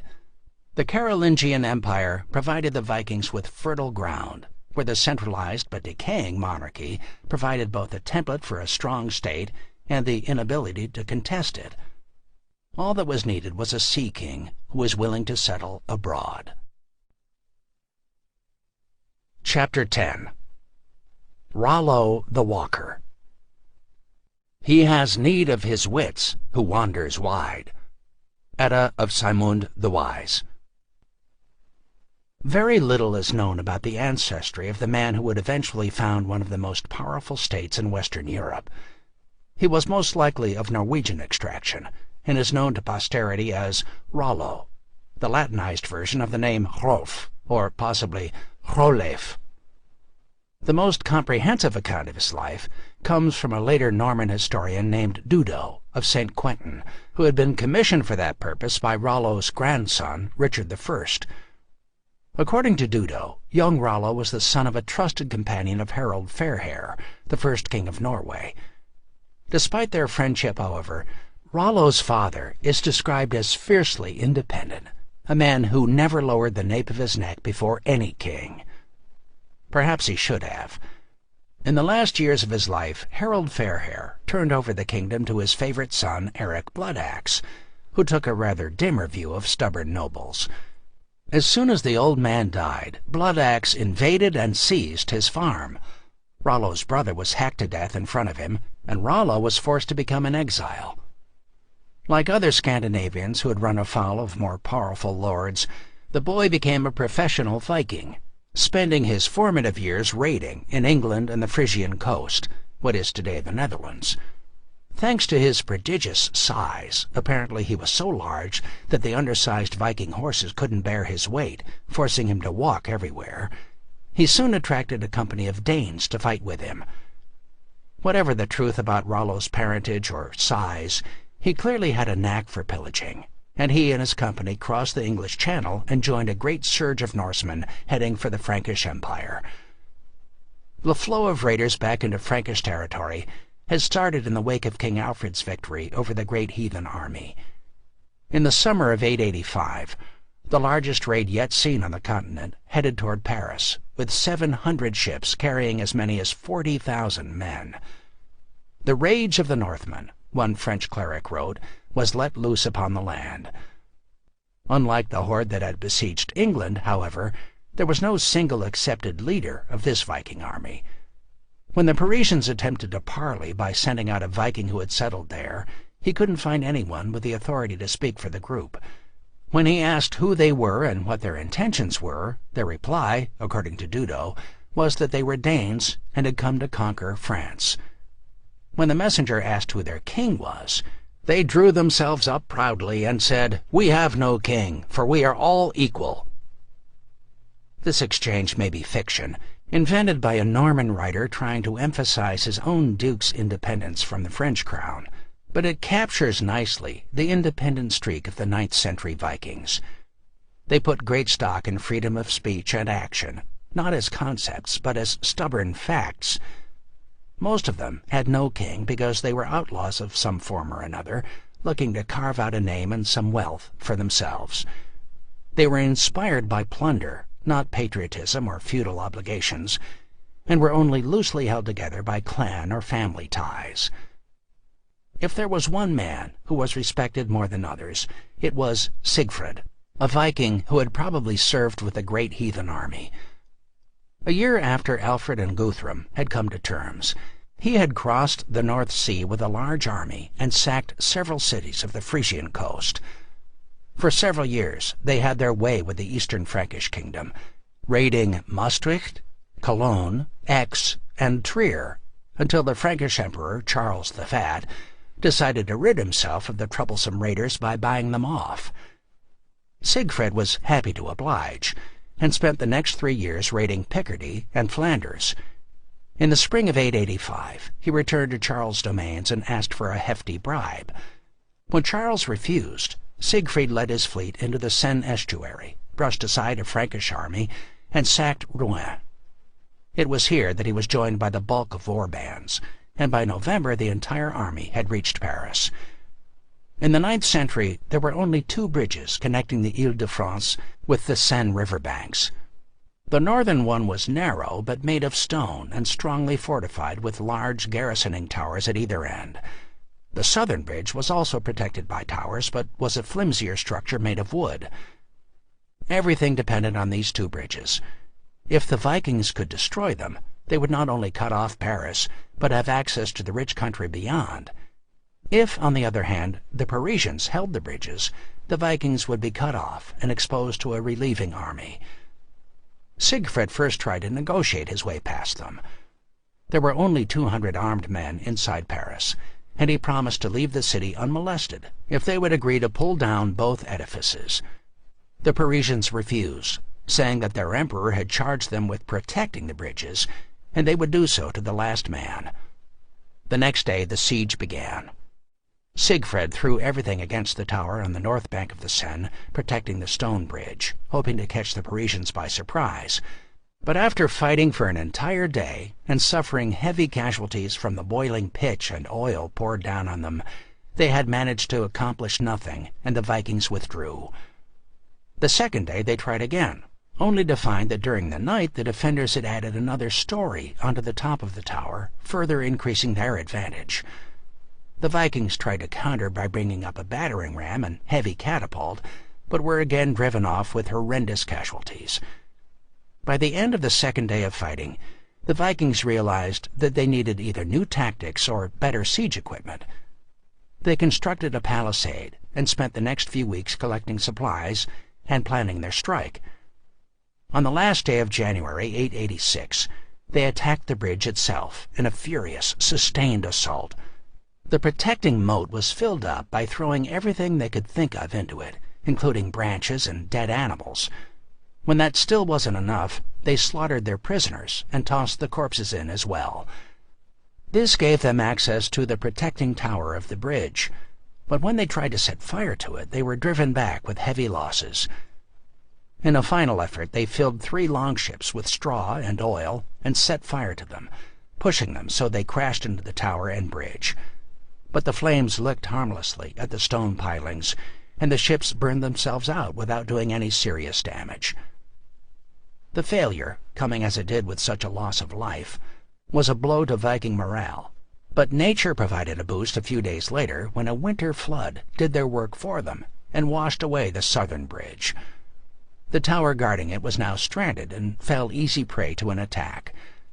The Vikings were then free to plunder upstream, so they left a small force to continue the siege and raided all the way up to the Loire. The Parisians sent frantic messages begging Charles the Fat to come to their assistance. The emperor was in Italy, so he sent his general, Henry of Saxony, with an army. He must have stressed the importance of speed, because Henry pushed his army hard. The difficult winter march across the Alps was followed by an exhausting attack on the Viking camp, which failed miserably. After that solitary attempt, Henry withdrew, abandoning Paris to its fate. The only bright spot for the Parisians that dark winter was that Siegfried gave up. His attempt to emulate Ragnar Lothbrok's famous siege had turned into a farce. Surely his time could be spent more fruitfully than sitting under some huge stone walls and waiting for his prey to spontaneously give up. He concluded that the siege was a fool's errand, and allowed himself to be bought off with the rather pathetic sum of 60 pounds of silver, a far cry from Lothbrok's 6,000. Siegfried's departure did not mean the end of the siege, however. He was only one commander among many, and he was unable to convince many of his fellow Vikings to depart. The siege dragged on until October, when the Parisians were heartened by the news that Charles the Fat was on his way with the imperial army. This knowledge gave them the courage to fend off one last full-scale assault by the Vikings, who had heard the same news and were anxious to take the city while they still could. Those Vikings still around when Charles arrived were easily routed. Paris was garrisoned with royal troops, and Charles advanced on the Viking camp. The emperor had the Vikings surrounded and could have struck a decisive blow, but to the shock of the Parisians, and probably the Vikings as well, he opened negotiations instead. Charles was hardly a successful warrior, and he had a rebellious vassal in Burgundy that was proving hard to put down. Here was a chance to kill 2 birds with 1 stone. In exchange for free passage along the Seine, the Vikings would be allowed into Burgundy, where they could ravage to their heart's content, punishing Charles' rebellious vassal. Then, as an incentive to leave Frankish lands, they were to be given 700 pounds of silver. The Parisians were furious when they heard the terms. They had performed their duty of defending Frankish territory at great cost, only to have their emperor reward the Vikings with exactly what they wanted. As a protest, they refused to abide by the treaty and blocked the river, refusing to let their former enemies pass. The Vikings were forced to drag their ships overland some distance to get around the blockade. Charles may have thought his plan a shrewd move, but it backfired disastrously. Neither Siegfried nor the other Vikings kept their word, and were soon raiding imperial territory at will. 3 years later, Charles was deposed, and the Parisians elected a count named Odo, the man who had directed the city's defense during the Viking siege, as their new king. Rollo and his war band spent their time raiding in Burgundy, where they were able to accrue substantial loot. Surprisingly, his only defeat seemed to have come at the hands of the clergy.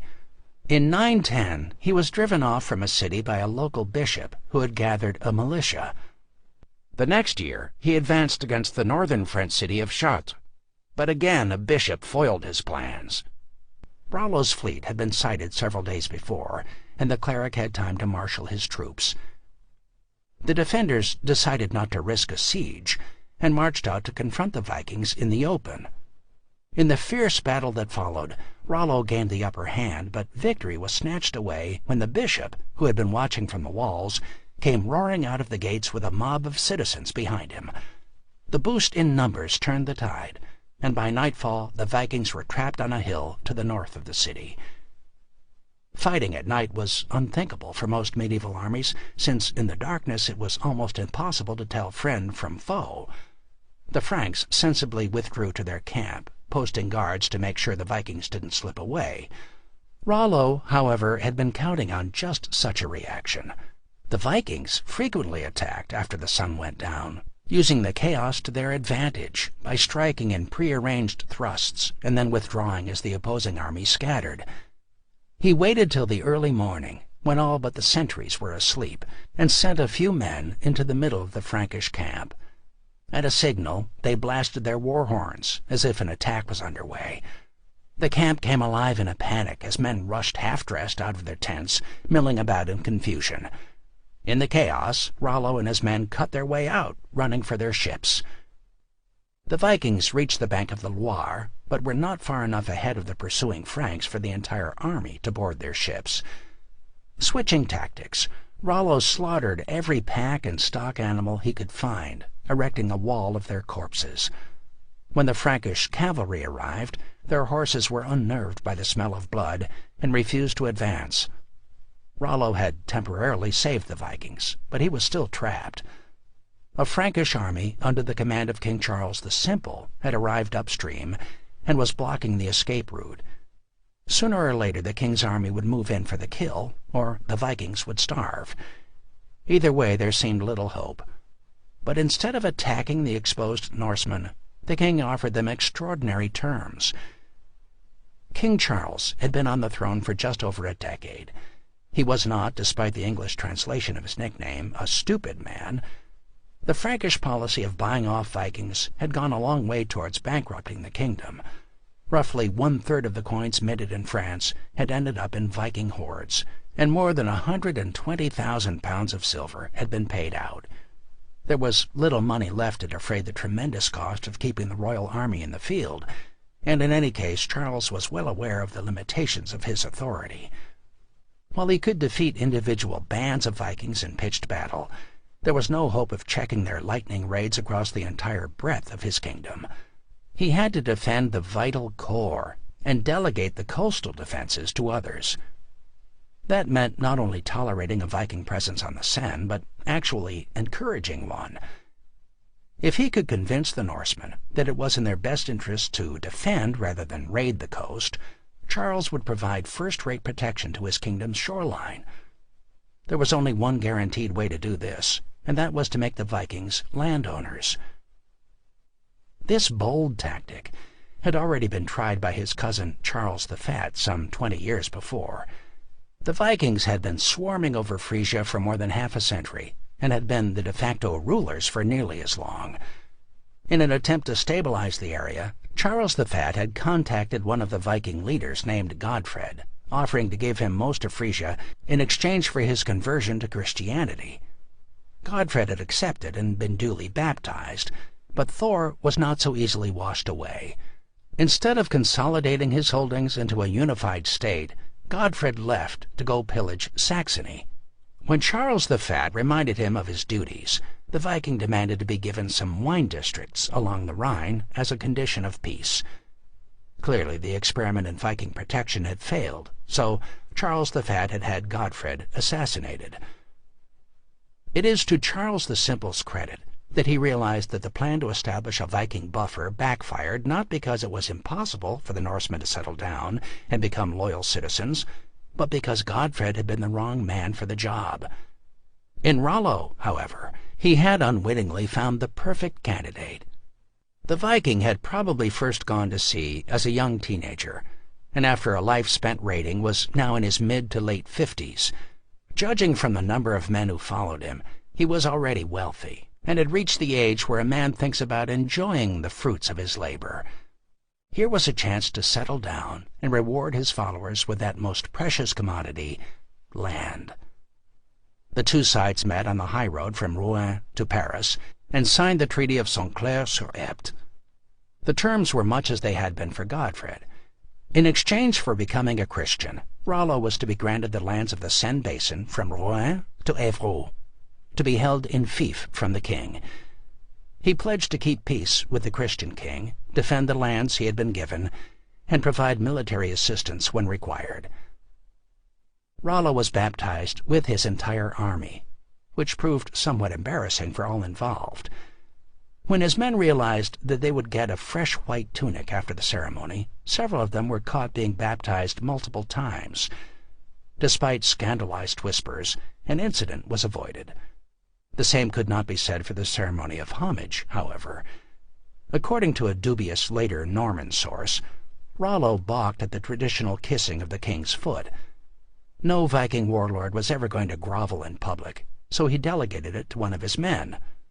The hulking Norseman yanked up Charles' foot to his mouth, upending the surprised Frankish monarch.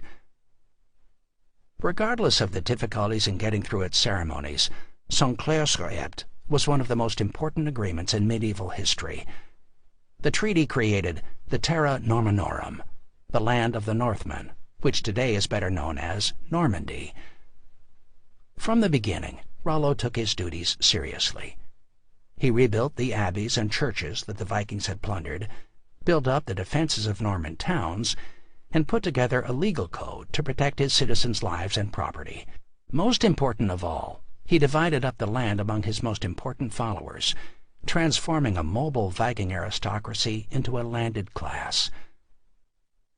Rollo also seems to have remained loyal to Charles the Simple. When a revolt deposed the king in 923, Rollo dutifully led his army against the rebel. Neither Rollo nor his immediate successors stopped harboring Vikings. The Normans would continue to offer them sanctuary until the 11th century. But Charles the Simple's experiment was a success. After Rollo, there were no further major attacks on the Seine, and Normandy itself began to adopt French customs. Much of this was established by Rollo's own example. He adopted his baptismal name of Robert, married a local woman that he had captured, and encouraged his men to take native wives as well. Within a generation, most of the Scandinavian language and traditions had faded away, replaced by French.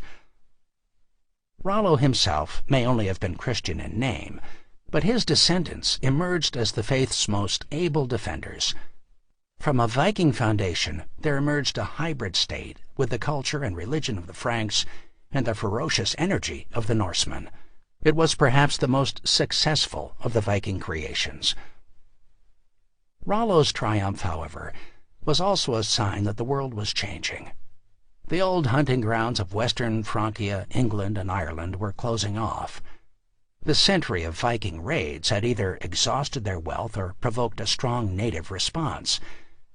If the Viking way of life were to continue, more fertile territory had to be found. The great age of Viking discovery had begun. The Explorers. Chapter 11. Vikings on the Riviera. They raised the standards, spread the sails before the wind, and like agile wolves set out to rip apart the Lord's sheep. pouring out human blood to their god Thor. William of Jumièges. If Rollo was indeed present at the siege of Paris, he served alongside the first significant Viking explorer, Heathen. By 885, Heathen was near the end of a colorful career, having served in nearly every major Viking campaign of the 9th century. He had been one of the leaders of the great heathen army when it attacked Alfred's kingdom, and had crossed over to France after the Treaty of Wedmore. Although his ancestry is disputed, he was either the son of Ragnar Lothbrok or had been recruited by him to toughen up Ragnar's youngest son, Björn. Either way, he had fulfilled the latter request admirably by leading the 12-year-old on a wild raid up the Loire River. Heathen had already made a nuisance of himself along both banks of the river. The Norman monk Dudo of St. Quentin described him as accursed, headstrong, extremely cruel, and harsh, and then, perhaps fearing that his audience wouldn't get the point without further elaboration, continued, destructive, troublesome, wild, ferocious, infamous, inconstant, brash, conceited and lawless, death-dealing, rude, a rebellious traitor and a kindler of evil, a double-faced hypocrite, and ungodly, arrogant, seductive and foolhardy deceiver, a lewd, unbridled, contentious rascal. Clearly, Ragnar had chosen his son's mentor well. Heathen and Björn made themselves such a nuisance in northern France that King Charles the Bald tried to buy him off by handing over the control of the city of Chartres. Since the Viking had no use for a city, he sold it to a neighboring count and continued raiding. This time, however, he wasn't careful and was surprised by an army led by Duke Robert the Strong. Heathen only managed to avoid destruction by barricading himself and his men inside a church. Not wanting to destroy a sacred building, Duke Robert decided to starve them out and settled in for a siege. Since it was a hot day, he removed his armor, only to have Heathen, who had been watching discreetly from a window, charge out with his entire force. In the melee, Duke Robert was killed, and the Vikings escaped. Preying on the Loire Valley proved lucrative, but in 859, Heathen and Björn dreamed up an even more audacious plan. There were untold riches to the west, beyond the borders of Christendom.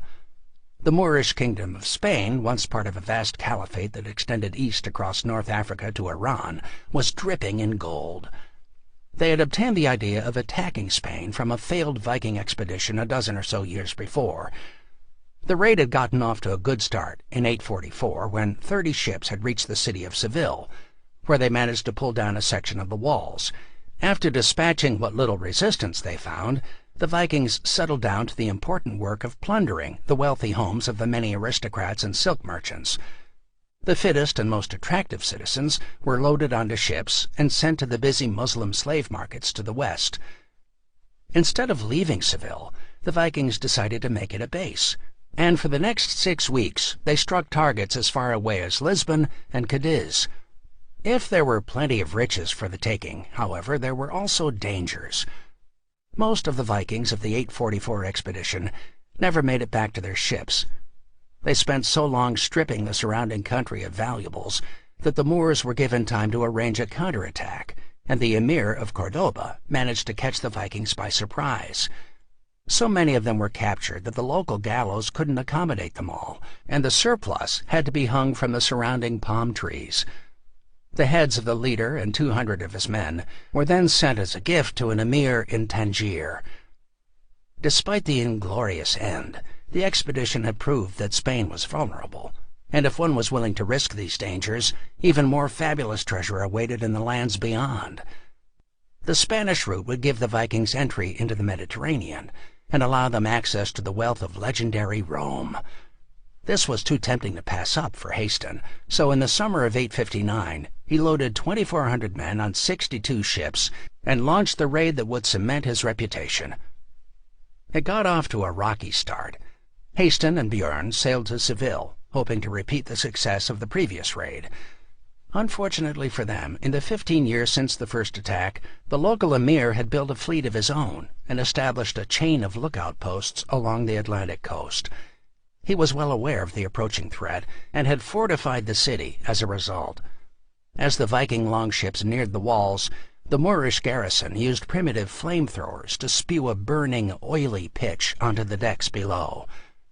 A humiliating retreat followed, and Bjorn and Heathen decided to bypass Spain's northern coast except for the occasional light raid to pick up supplies.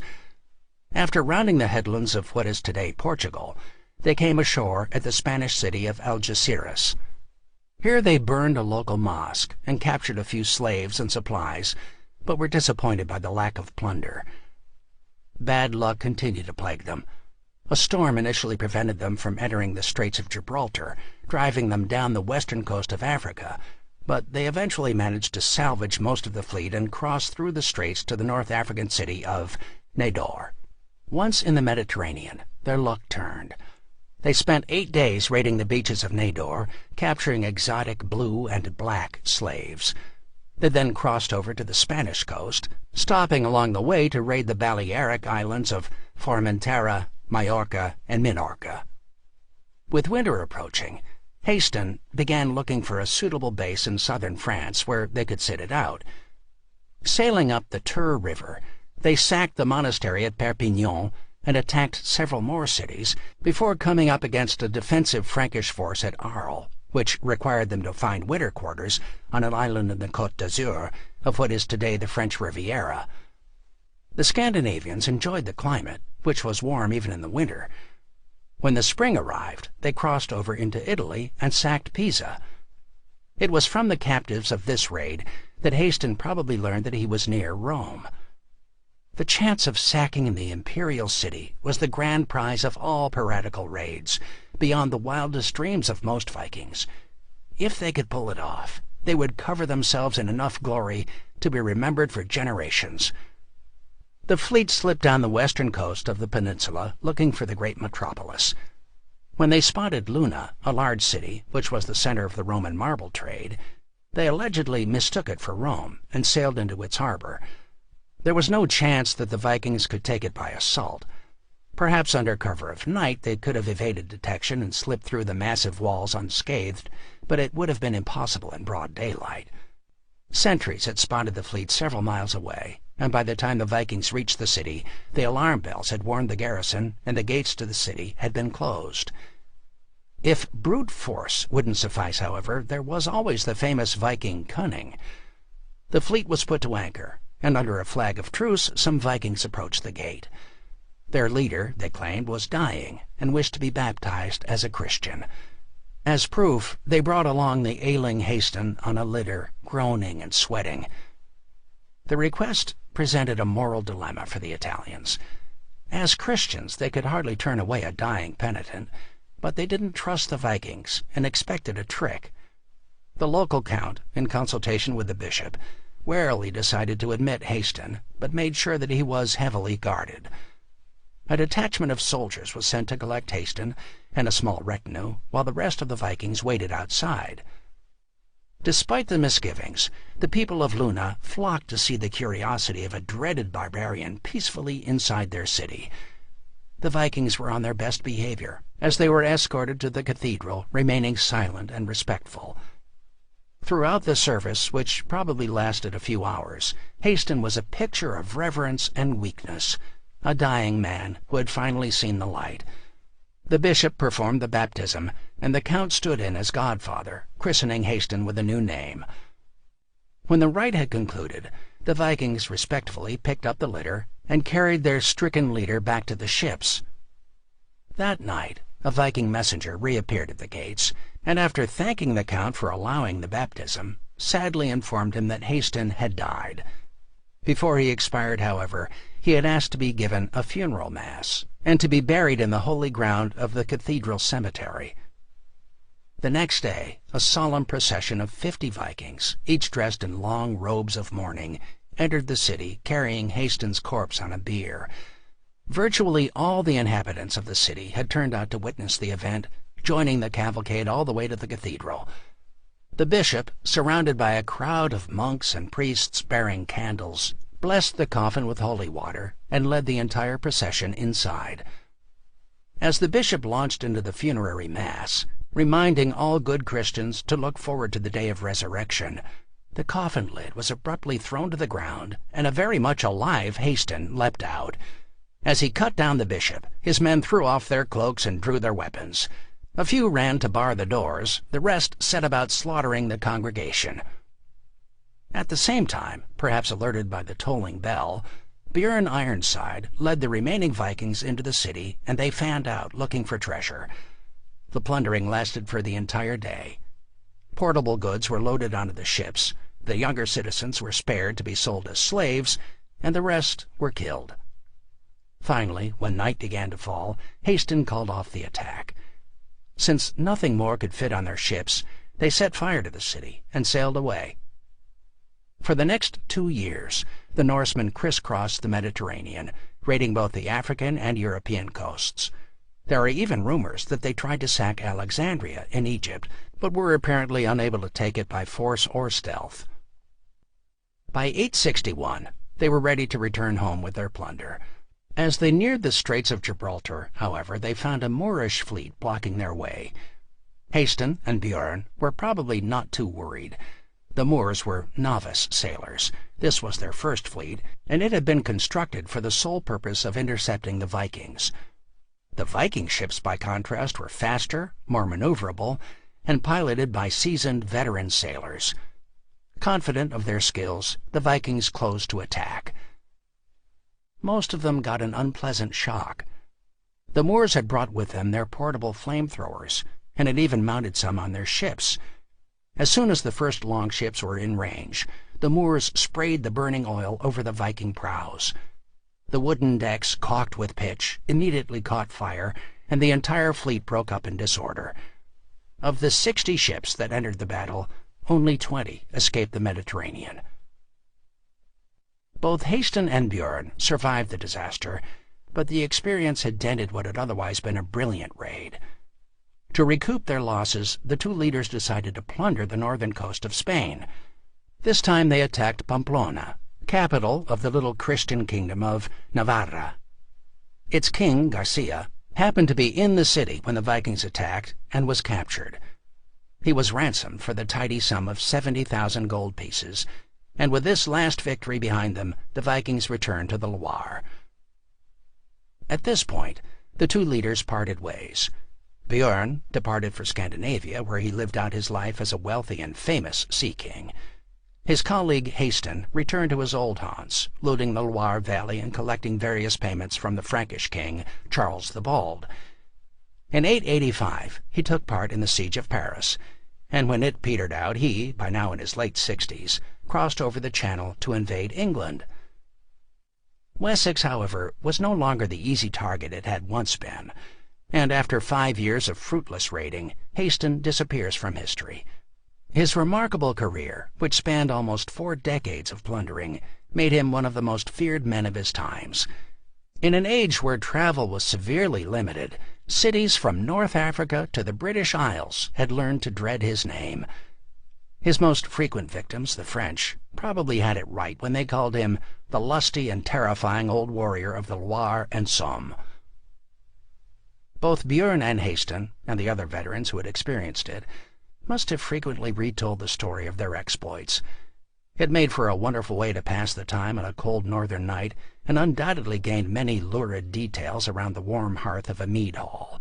It had been a daring adventure, which rightly cemented the reputations of its leaders. But unlike Ragnar Lothbrok's sack of Paris, the Great Raid inspired no duplicates. The western Mediterranean was simply too far away, and its coasts were inhabited by too many well-armed and organized enemies. The Vikings needed to establish footholds, bases from which they could extend their reach, and neither the various Islamic caliphates nor the Frankish Empire were going to allow that. The Mediterranean was abandoned as a site of possible raiding, and the Danes concentrated on England and France. This, however, was just the start of the great age of Viking discovery. Even as Heathen and Björn set out on their adventure, Norwegian Vikings had started the push west. Chapter 12. The Frontier Republic. It is a still and silent sea that drowns a man. Edda of Saemund the Wise. Most Viking discoveries were made by island hopping.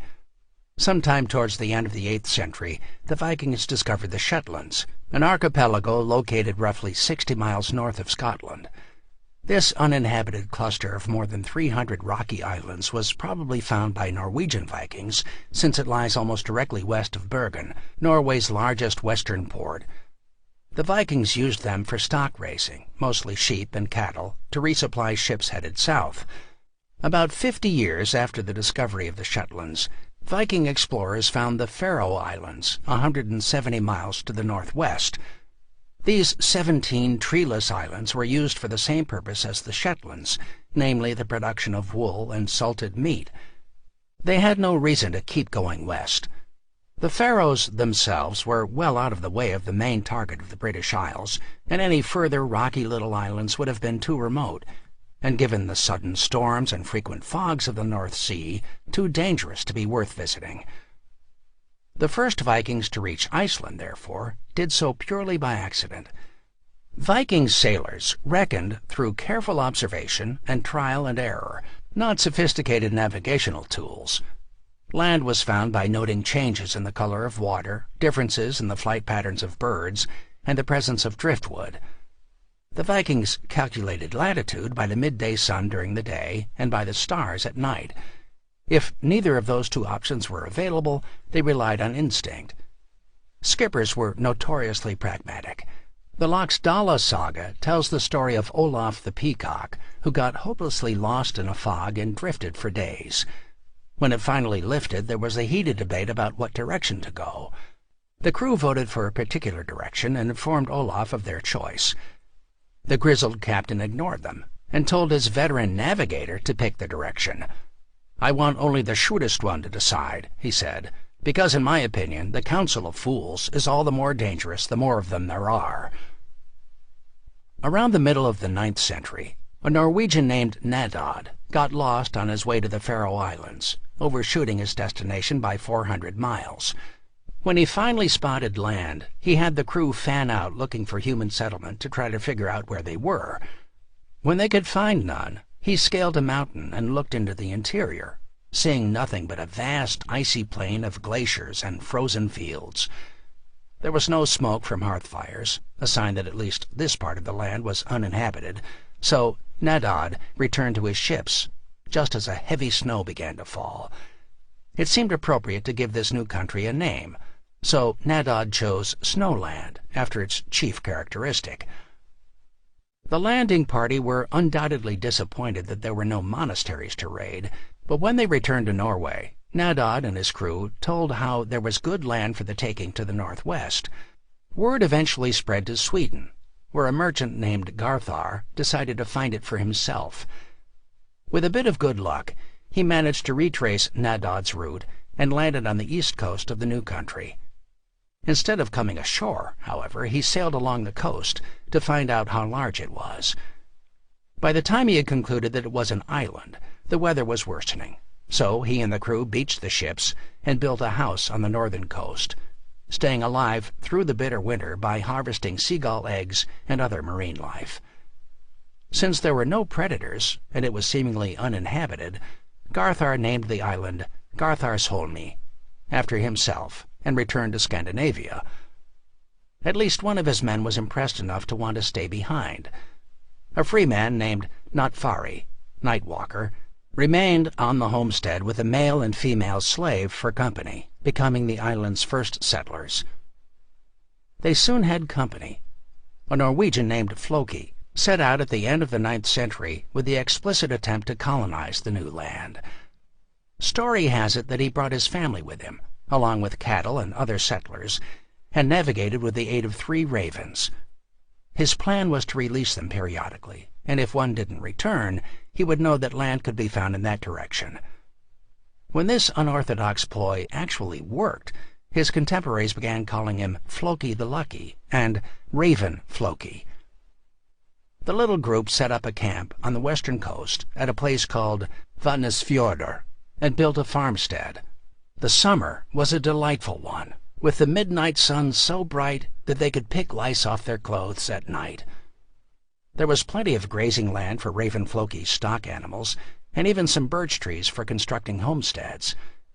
Unfortunately for the settlers, however, the winter was brutal. They had neglected to store up enough hay, and all their animals died. When they tried to move, they found that icebergs and glaciers choked the fjords. Only when the summer had begun did the ice clear enough to allow them to leave. The disillusioned Floki sailed away as soon as he could, leaving most of his crew behind. When he returned to Norway, he reported that the land was worthless, calling it Iceland. Yet his failed attempt at colonization and demoralized comments didn't deter anyone. Just a year or two after his return, a Norwegian named Ingolfur Arnarsson repeated the attempt, and this time it worked. Only a Viking would have found Iceland enticing. For a 9th century European, the island was at the remote end of the world. Just below the Arctic Circle, it is habitable, but only barely. The western, southwestern, and parts of the northwest coasts are livable thanks to the moderating waters of the North Atlantic Drift, but many of the fjords and coastlines are blocked by icebergs and ice floes for much of the year. These icebergs made any approach to the island treacherous. Only an inch of wood separated Viking sailors from the Atlantic Ocean, and even a small iceberg could rip through the hull. Nor was there much wood for repairs, if they then managed to land. The island, nearly 40,000 square miles, is larger than England, Wales, and part of Scotland combined, but is mostly treeless.